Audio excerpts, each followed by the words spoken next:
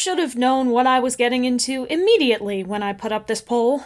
Dovewing and Ivypool, both as individual characters and in their relationship, have been hot and controversial topics just about since the characters were introduced back in 2012. The general fandom opinion of both characters have oscillated in waves across the last decade, and there are still wide divides in how Dovewing and Ivypool, as individuals and a pair, are perceived in different nooks of the fandom. I'll be honest up front, as I always try to be, that I have some serious bias in this area, because I have been thinking and writing from the perspective of these characters for years, and I have nearly finished getting each of them to the conclusions of their arcs. Ones that don't quite align with what they were given in canon. That said, considering how heavily this topic has been covered in all corners of the fandom, I also feel more freedom to spend some time in this video diving straight out of canon to talk about what elements I see their potential in, and where that potential could lead. First though, let's go through the basic facts and arguments about these characters, for anyone who may be unfamiliar. Dovewing and Ivypool are sisters, born at the very end of Sunrise, the last book in the Power of Three arc, but they are most prominent in Omen of the Stars, where both of them are point-of-view protagonists. They're the daughters of Whitewing and Birchfall, but that relationship isn't as important to them or their story as it is to many other warriors' protagonists. By and large, they have a fine, but hardly touched-on relationship with their parents, and no mentioned connection with any more distant members of their family.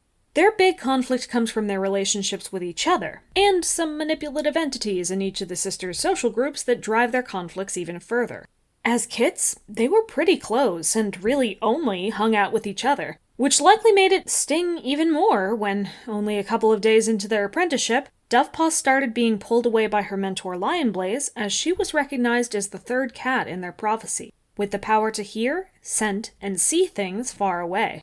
These insights and importance not only made her keep secrets from her sister and thrust her into a scary and already in progress war that she was not prepared for as a brand new apprentice, but also caused all four clans to launch a traveling mission in response to her sights that ended up bringing back their water. Ivypaw wasn't doing badly in her training by any means, but compared to her sister, who was very publicly special, immediately, she didn't feel as though she stacked up. And most notably, she didn't feel like they were a pair anymore like they had been as kids. Dovewing didn't either, mind you, but everyone from her leader to her mentor to the Medicine Cat and Star clan were telling her that she was important and needed to join them in saving the clans as quickly and secretly as possible, so she felt entirely without agency. She did find some solace in Tigerheart, a warrior she met on the journey she spearheaded who didn't seem to hate the other clans as much as most cats, but even that relationship was well, complicated in canon. I'll explain that later. This divide left Ivypaw free to be taken in by her own external pressures.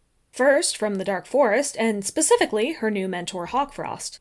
Before they rapidly and without explanation transitioned into a boot camp, Ivypaw just came to visit Hawkfrost to talk about her feelings regarding her sister and how she felt like she was being left behind. Fears that Hawkfrost stoked and provided saccharine sympathy on as a means of manipulating her.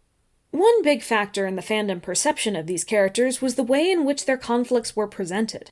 Because Ivypaw was constantly thinking of herself in comparison to Dovepaw, and outright berated her or tried to force her into a competition for most of their life, the fandom also began to consider them as a one or the other situation.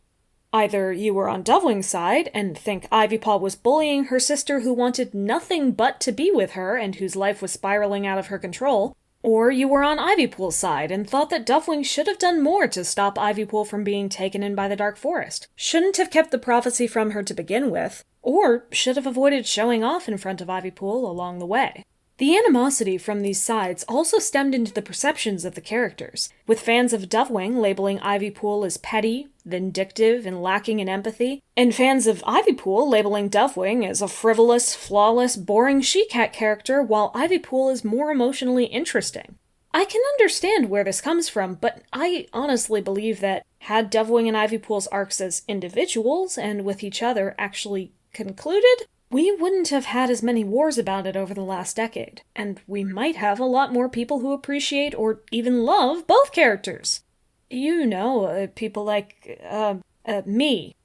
I think Canon Ivypool definitely was petty and vindictive at points, and did treat her sister very badly. I also think she was treated pretty badly by Blossomfall in the Dark Forest, which didn't help.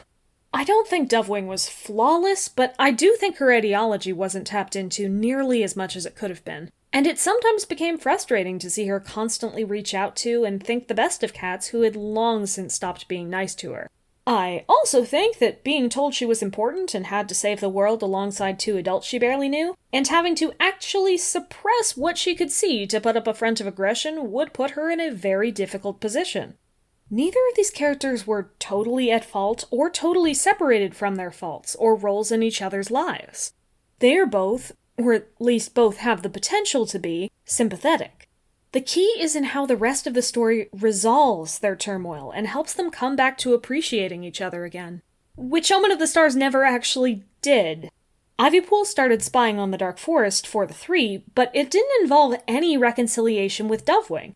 Jayfeather and Lionblaze just demanded she work for them using her position, as they had been doing to Dovewing, and Ivypool reluctantly agrees to work with them for the greater good of defeating her enemies.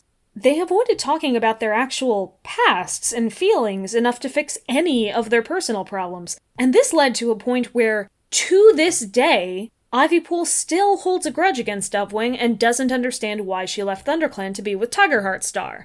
I could talk about how poorly their resolution is handled, or how it impacts the perception and identity of each character individually, but both of these topics have been discussed extensively, and I don't want to either retread well-covered ground or reignite any wars. Instead, and because the biggest faults with both of these cats lie in how their relationships with and arcs around each other resolve, this is the point at which I must say, I am diverging heavily. From this point onward, I will be mainly discussing the potential they had, and the diverging journey I took them through and am taking them through in Paws of Stars.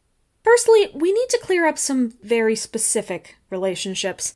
On Ivypool's side, we first need to tackle her frenemy bully thing, Blossomfall.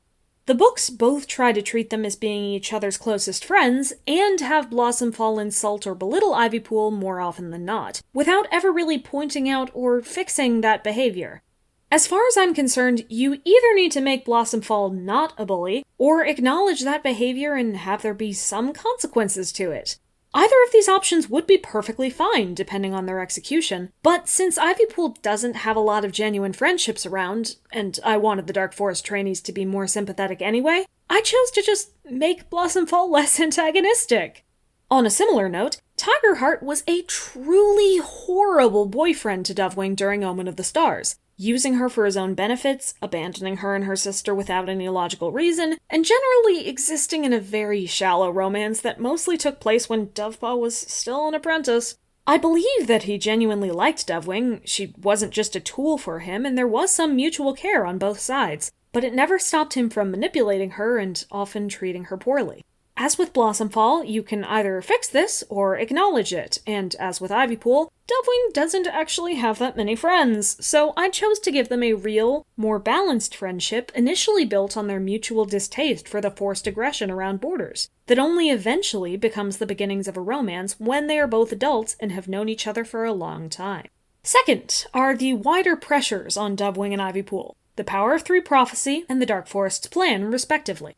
Having a sympathetic and knowledgeable point of view on either side of this conflict is quite advantageous from a writing perspective, assuming, of course, that both sides actually have a coherent plan to discover or talk about and that there is any sort of progression for the readers to see, but hey, we're just talking about the characters here, not the plot. Dovewing is coming into an ongoing fight and is expected to catch up quickly with her older, emotionally distant peers along with StarClan's orders, which is an awful lot to lay on a kid and makes for some great conflict. The only thing I would really change about it is that I think Jayfeather and Lionblaze's attitude should have something to do with the mess Hollyleaf left behind, and that they should be able to resolve those feelings and work better with Dovewing, perhaps by getting her own help and finding a way to move past their sister's apparent death. For Ivypool, meanwhile, most of the big problems with her pressure are the same problems that plague the Dark Forest in general. They are trying to simultaneously appeal to sympathetic characters and be a purely evil entity. They don't have a coherent plan, or one that is remotely likely to be successful. After they suddenly bring all the trainees together, they make no attempt to hide their interactions and still expect the loyal clan cats to fight with them when they've given them no reason to stand at the Dark Forest side, etc. Making the Dark Forest at least seem more sympathetic will lend credence to their manipulations, and I don't think those manipulations should stop with Ivypaw. Nearly every trainee who is recruited would have to be coerced in some way by feeding into their desires and uniting them under a single goal. One that appears like it will serve the trainees, but would, in reality, serve those leading the Dark Forest. We then understand the manipulations, can root for Ivypool to escape them, and can watch her learn more and do more within that world before the battle begins. With their individual journeys ironed out, let's turn our attention to their combined resolution and reconciliation. This is a scene I have written out and published, and it's one of my favorite moments looking back, so I don't want to spoil it too heavily if you'd like to read Paws of Stars. But the gist is that their resolution should be a separate, albeit connected, event to Ivypool realizing she was manipulated and joining the three as a spy, and should draw on the insecurities that both of them have had in relation to each other since the beginning.